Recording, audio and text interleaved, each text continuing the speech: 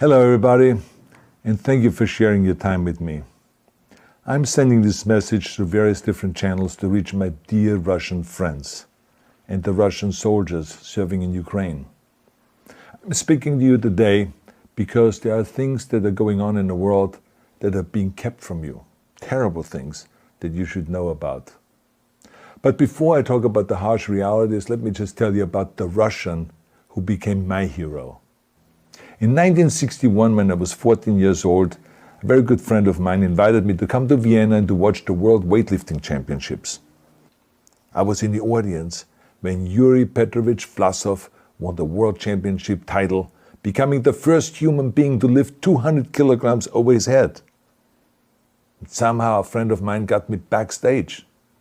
All of a sudden there I was, a 14-year-old boy, standing in front of the strongest man in the world. I couldn't believe it. He reached out to shake my hand. I still had a boy's hand. He had this powerful man's hand that swallowed mine. But he was kind, and he smiled at me. I will never forget that day. Never. I went home and I put his photo above my bed to inspire me when I started lifting weights. My father told me to take down that picture and to find a German or an Austrian hero. He got really angry, and we argued back and forth. He didn't like Russians because of his experience in the Second World War. You see, he was injured at Leningrad, where the Nazi army that he was part of did vicious harm to the great city and to its brave people. But I did not take the photograph down, no, because it didn't matter to me what flag Yuri Vlasov carried. My connections to Russia didn't stop there, by the way. Oh, it actually deepened when I traveled there with bodybuilding and for my movies and met all my Russian fans. And on one of those trips, I remember, I met Yuri Vlasov once again. It was in Moscow during the filming of Red Heat, which was the first American movie allowed to film in Red Square. Now, he and I spent the whole day together. He was so thoughtful, so kind, and so smart, and, of course, very giving. He gave me this beautiful blue coffee cup. And ever since then, I've been drinking my coffee out of every morning.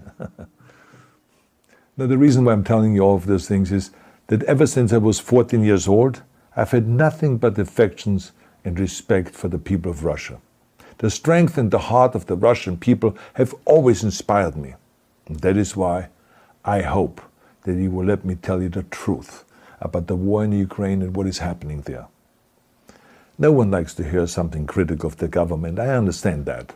But as a longtime friend of the Russian people, I hope that you will hear what I have to say.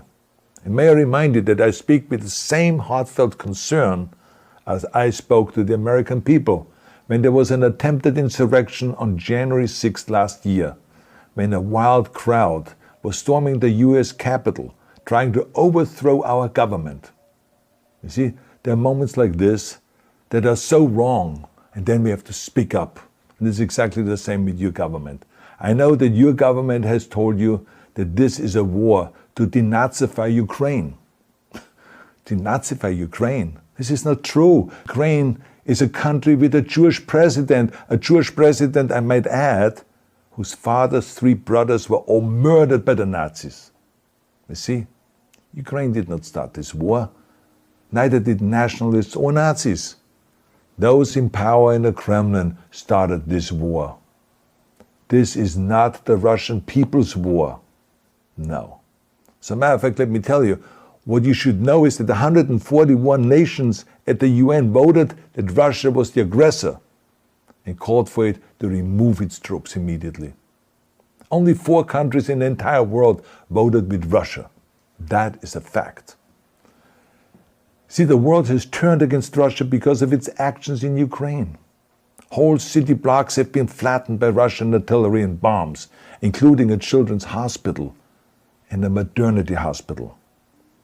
3 million Ukrainian refugees, mainly women, children and elderly, fled their country, and many more are trying to seek to get out. It is a humanitarian crisis. Because of its brutality, Russia is now isolated from the society of nations. You're also not being told the truth about the consequences of this war on Russia itself. I regret to tell you that thousands of Russian soldiers that have been killed. They have been caught between Ukrainians fighting for their homeland and the Russian leadership fighting for conquest. Massive amounts of Russian equipment have been destroyed or abandoned. The destruction that Russian bombs are raining down upon innocent civilians has so outraged the world that the strongest global economic sanctions ever taken have been imposed on your country. Those who don't deserve it on both sides of the war will suffer. The Russian government has lied not only to the citizens, but to its soldiers.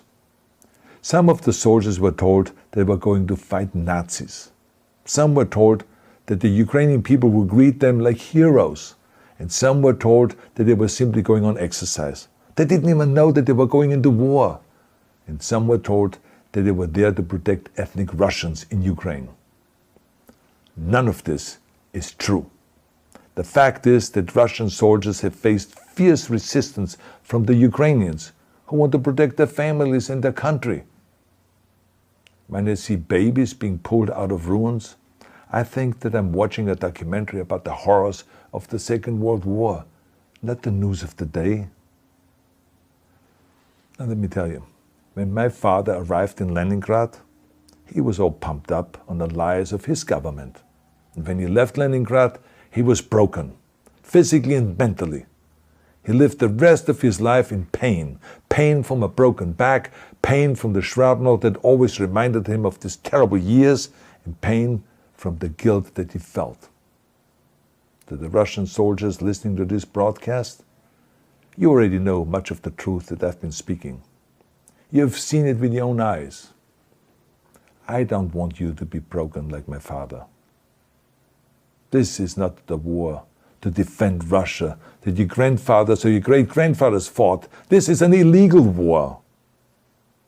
Your lives, your limbs, your futures are being sacrificed for a senseless war condemned by the entire world. Now, to those in power in the Kremlin, let me just ask you, why would you sacrifice those young men for your own ambitions? To the soldiers who are listening to this, remember that 11 million Russians have family connections to Ukraine. So every bullet you shoot a brother or a sister. Every bomb or every shell that falls is falling not on an enemy, but on a school, or a hospital, or a home.